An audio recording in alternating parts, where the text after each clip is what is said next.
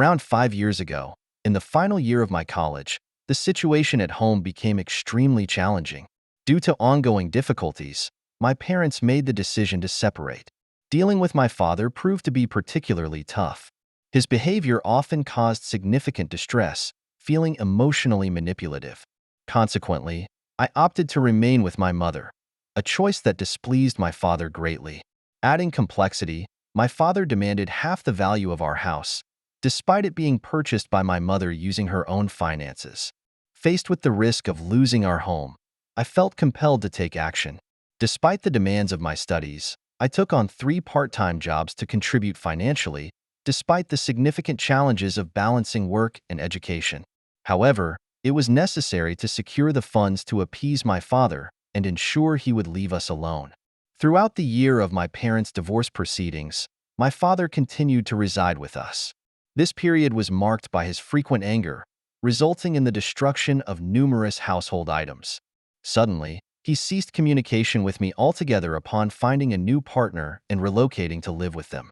Prior to departing, he inflicted a deeply hurtful remark, asserting that his new partner's children fulfilled his desires for offspring, not me, whom he deemed a mere geeky nerd.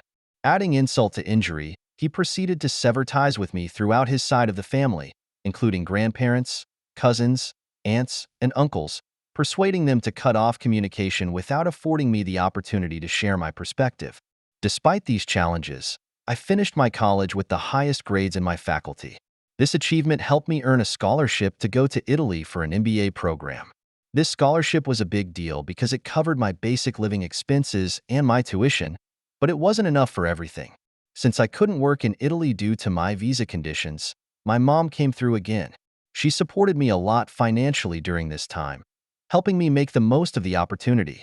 Despite our tight situation back home, after finishing my MBA in Italy, I returned home and landed a fantastic job with an international IT company.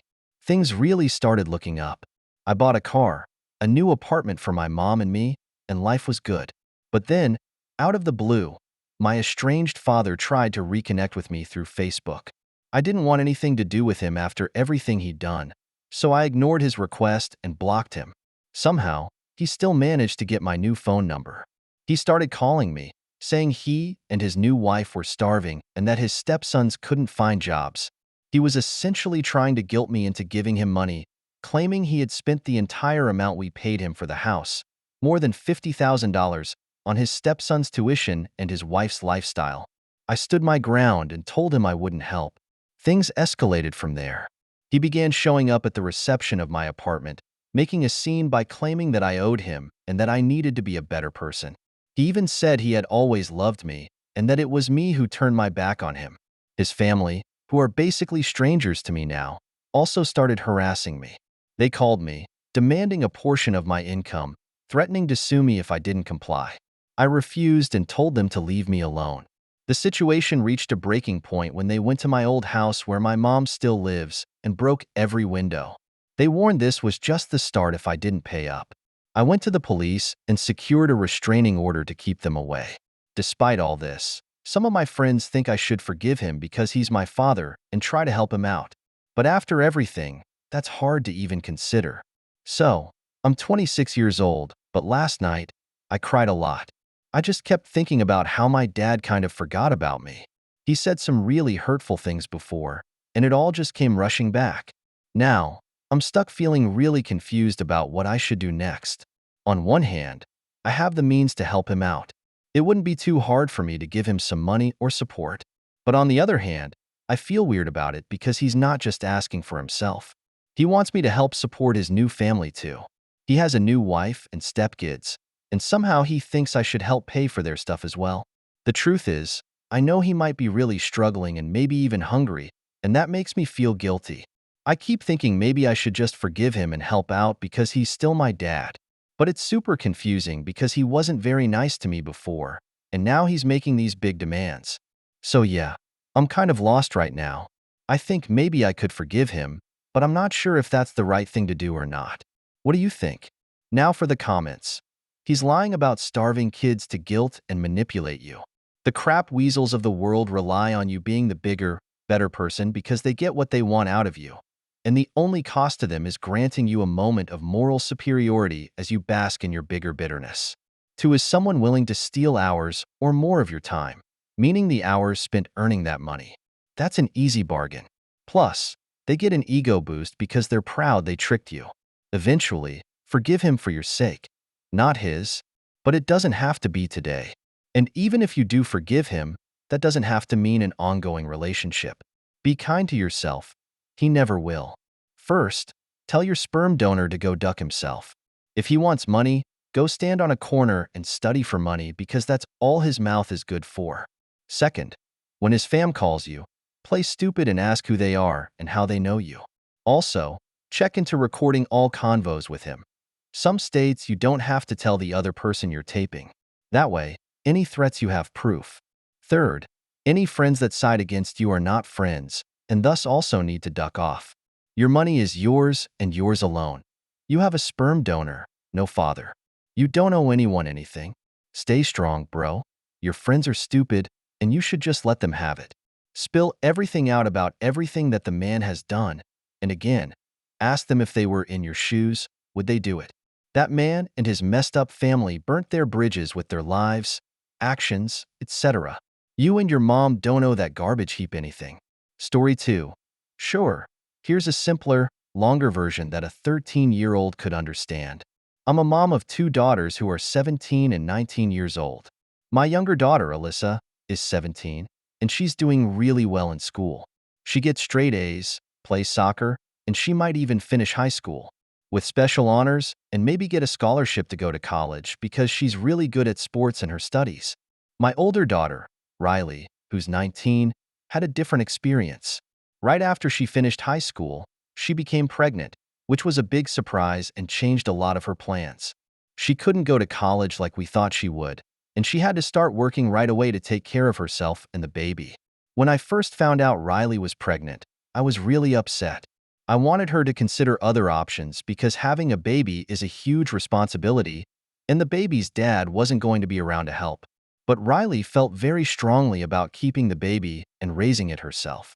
I was worried because having a baby in the house would be really noisy and could distract Alyssa from her studies. I didn't want Alyssa's grades to suffer, and I also didn't want her to think that being a teen mom was something easy or something to aim for. I really wanted to keep the home environment focused and positive for Alyssa since she was doing so well. Riley and I agreed that if she was going to stay at home, she would have to follow certain rules. If the rules didn't work for her, then she would need to think about living somewhere else. That was a tough conversation, but it was necessary to make sure everyone at home could focus on their goals. We live in a house that doesn't have extra space for a baby. Also, I'm really busy with work, so I wouldn't be able to help take care of a baby. When Riley got pregnant, I suggested that adoption might be the best choice because it was going to be really tough for her to handle on her own, especially since the baby's dad wasn't around to help. I thought it would be good for her to look at different adoption agencies and find a family she felt comfortable with, and she did find a family when she was about 5 months pregnant. Yesterday, Riley had her baby. He was adorable, and I was there with her when she gave birth. After the baby was born, Riley started thinking maybe she could bring the baby home with us, but I had to be firm and reminded her of our plan for adoption. I told her that she needed to go through with it and sign the papers to officially give the baby to his new parents. I even said that if she didn't sign, she'd need to move out and find another place to live. She signed the adoption papers, but it was really hard for her. I heard her crying in the hallway while I waited. I had suggested that she do a closed adoption, which means she wouldn't have contact with the baby after he was adopted, thinking it would help her move on faster. But she chose an open adoption instead, which means she'll still get to have some contact with her baby and know how he's doing. Now, Riley feels like I forced her to give her baby up for adoption, and she's really upset with me. She even said she hates me and called me names. But from my perspective, I was trying to help her make a practical decision considering our situation. I don't think I did anything wrong because I was trying to make sure she could have a good future, even though it was a really tough choice. Am I the a-hole? Now for the comments. No a-holes. You fulfilled your parental duty to Riley by raising her to adulthood. Your responsibility does not extend to raising her child as well. It's not like you forced her to get an adoption. She was always free to move out and raise the kid on her own.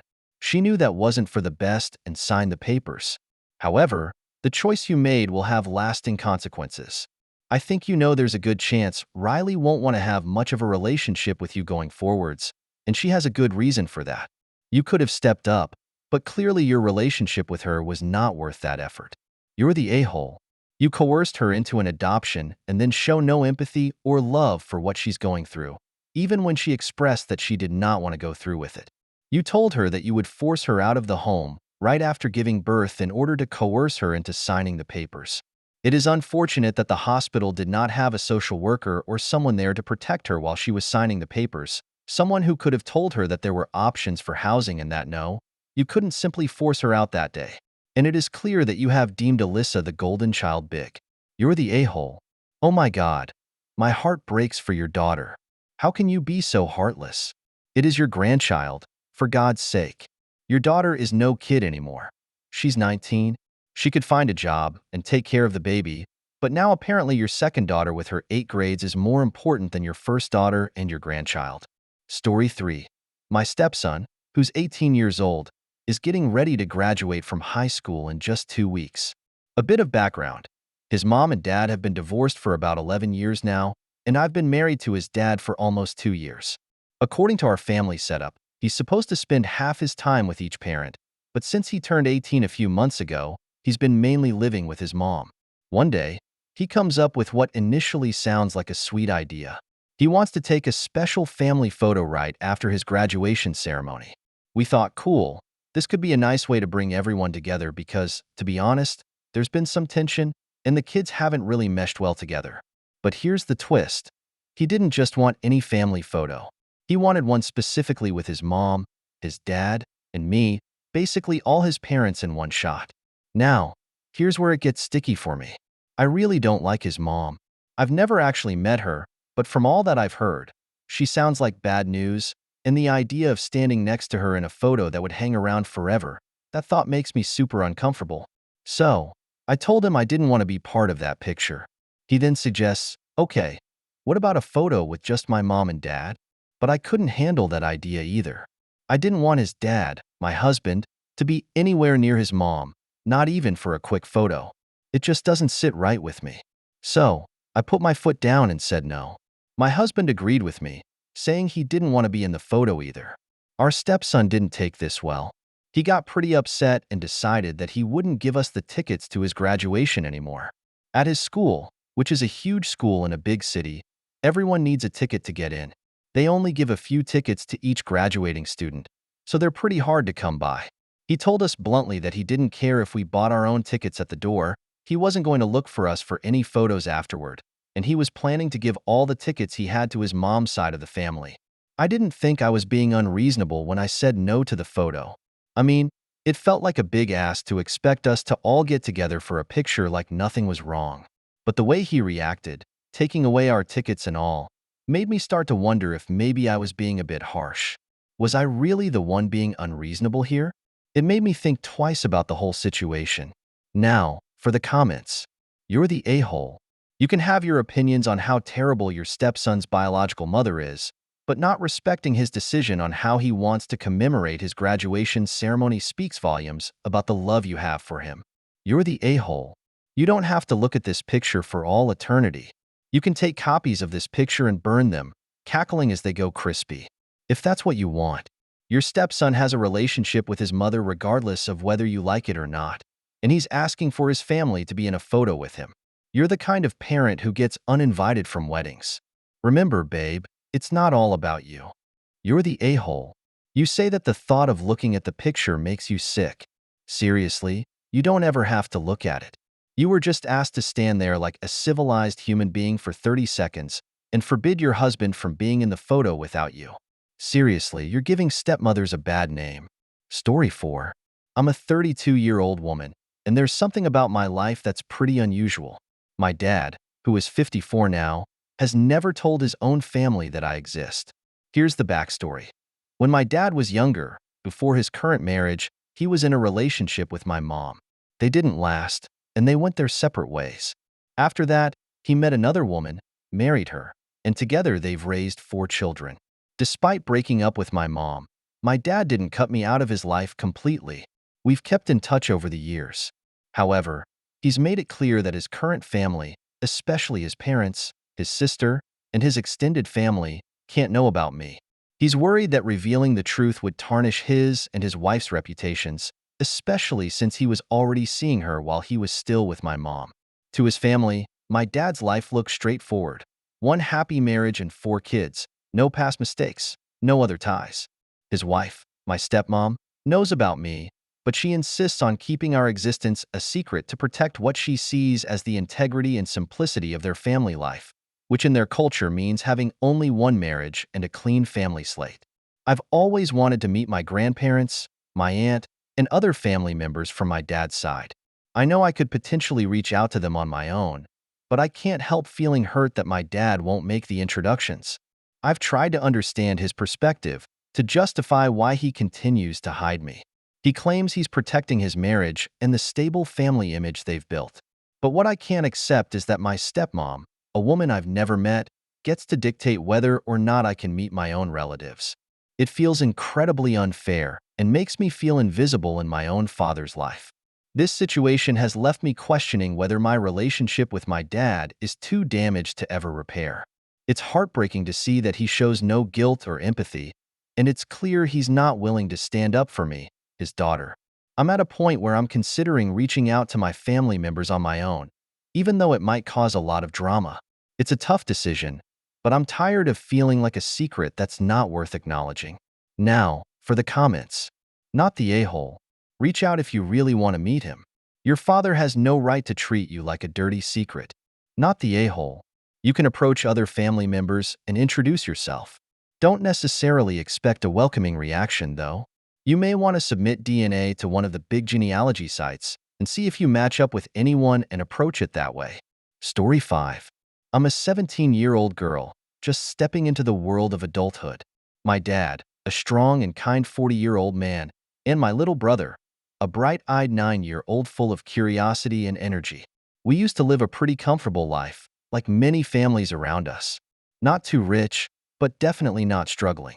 However, things started to change after a series of unfortunate events. The biggest blow came when we lost my mom.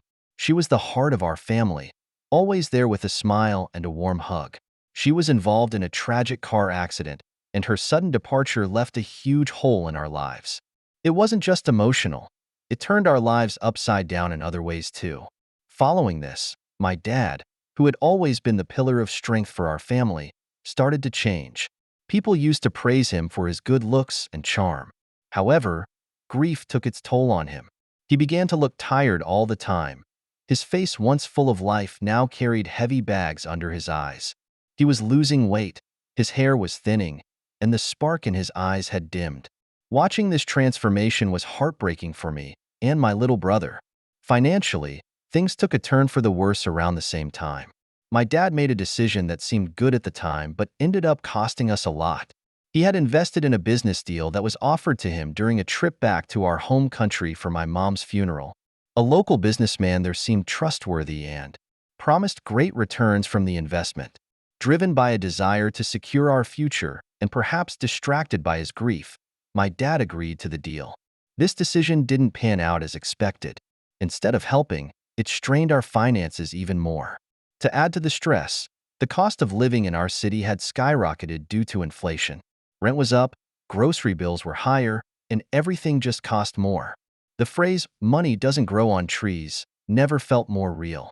Amidst this, I decided to take up a job. It was a basic position that paid about $1,700, which was close to minimum wage but not quite. Every penny I earned, I handed over to my dad. It was my way of trying to stitch back the fabric of our family that seemed to be tearing at the seams.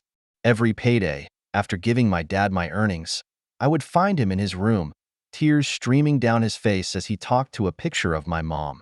He would apologize to her for the state we were in and for the fact that I had to work at such a young age. Despite his dreams of me living a carefree life as his little princess, growing up, my brother and I were treated like prince and princess. My dad was our king, and my mom our queen. They used to pamper us, celebrate our small victories, and make every day special. But after my mom's accident, The castle we lived in started to crumble. Despite the financial help my job provided, our situation remained tense. We managed to live somewhat comfortably, but the security we once felt was gone. On my boyfriend, who has been a pillar of support through all this, however, doesn't think too highly of my decision to hand over all my earnings to my dad. He believes it's unwise for me to drain my entire paycheck this way, leaving nothing for my own savings. He's frustrated because he sees how hard I work and believes that I should be more prudent, considering the financial dependency my dad and brother have on me. He sent me a long message about this, expressing his concerns and suggesting that I should start saving for myself. He thinks it's foolish to have no financial cushion, especially when the future is so uncertain. He cares about me and doesn't want to see me struggle or be unprepared for any more unexpected turns in our life. This is a simplified version of his thoughts, but it captures the essence of his advice and his worries about the current setup of our financial responsibilities. Now, for the comments. I can't believe how dumb this is. I don't know why you're so emotional. After your dad, just move out. He's using you, and you're this idiot who believes everything he says. Stop giving him his money, cut him off, live independently. I was so pissed. Like, of course, I give my dad money. I sometimes have savings. Last year, I invited my friends to my birthday, and altogether, I got like $1,500. And I pay for dates too. I don't use my boyfriend's money. I was telling my friend casually, and she told me he's right. I mean, I understand you spend all your money on a grown adult. How long do you plan on doing that for? You'll never have a future on your own. And it hurt. Am I the a-hole for giving my money to my dad? I just think it's normal for me too. I have everything I want in life. I still have enough money to buy things I like, go on dates, buy nice dresses, heels, and makeup, etc. I'm not suffering poverty. Not the a-hole. I don't think that a man who weeps at needing to take money from his daughter is leeching. He's trying to stay afloat, and you say he's going to work more hours. He's trying to fix his situation. You don't seem to mind helping out, at least for now. So no, you're not the a-hole. You're a really generous person. Not the a-hole. These other people don't live your life and don't earn your money. You do what makes sense for you. Not the a-hole. You know what? It sounds like there's a lot of love in your family, and a lot of people who haven't had to live your pain together are looking and giving comments about a situation they don't feel the weight of in detail. You're 17. You don't need to be moving out right now if you're comfortable at home anyway. One day, when you do want to live out, though, it will be time to have a conversation with your dad about needing to start saving your own money to do that. Last story. I'm a 25-year-old man.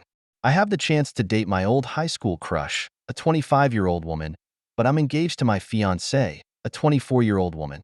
What do I do? Plus, update. Alright, so let me tell you about this girl Carla. I've been crushing on since way back in middle school, all the way into high school. But back then, she barely even knew I existed, you know? Fast forward a bit, I joined the military, and while I was there, I met Sarah.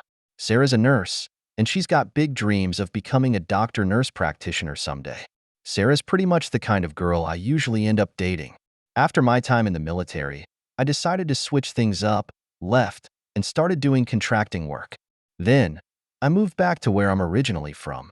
So, this one day, I'm at a bar just chilling and grabbing some drinks, and who do you think is serving drinks? Carla. And guess what? She didn't even recognize me at first. But when I introduced myself, she was totally shocked. She kept saying she couldn't believe how much I had changed since school. I started hanging out at that bar more often, and Carla and I got to talking a lot. Eventually, we swapped phone numbers to keep in touch outside of her work. As we started catching up more, she dropped a bomb on me. She told me she's developed a crush on me now, even though she knows all about Sarah, my fiancée. Carla told me she's really into how ambitious and driven I am, which kind of threw me for a loop. Now, here's where it gets tricky. Carla said she's cool with giving me some time to figure out what I want to do about all this. On one hand, things with Sarah are really good. She's loving, caring, and stable. She's a lot like the women I usually find myself with. But Carla, she's like this chance I never thought I'd get. Something totally different and unexpected. I don't want to hurt Sarah because she's awesome, but part of me worries that if I don't explore things with Carla, I might regret it forever. So, yeah, That's the dilemma I'm stuck in right now. Update. My intention is to reconcile with my fiancé. I made a significant error. My feelings for Sarah are genuine, but in a moment of confusion, I ended our engagement to explore a potential relationship with Carla, a person from my past I had feelings for. This occurred a few weeks ago. However, during this period, it became evident that Carla was exploiting me solely for financial gain. I unwittingly became nothing more than her source of money. I financially supported her in every aspect, from her personal grooming to miscellaneous expenses. I believed I was assisting her, yet I was merely a means to an end. What's worse, I discovered that she used the funds I provided to purchase a plane ticket for another individual to visit her. The thought sickens me. Upon realizing my mistake, I attempted to reconcile with Sarah to rectify the situation. Understandably, she feels betrayed. She expressed her refusal to be someone's fallback option, asserting that she deserves primary consideration in any relationship. My love for her runs deep, and this entire ordeal has highlighted her significance in my life.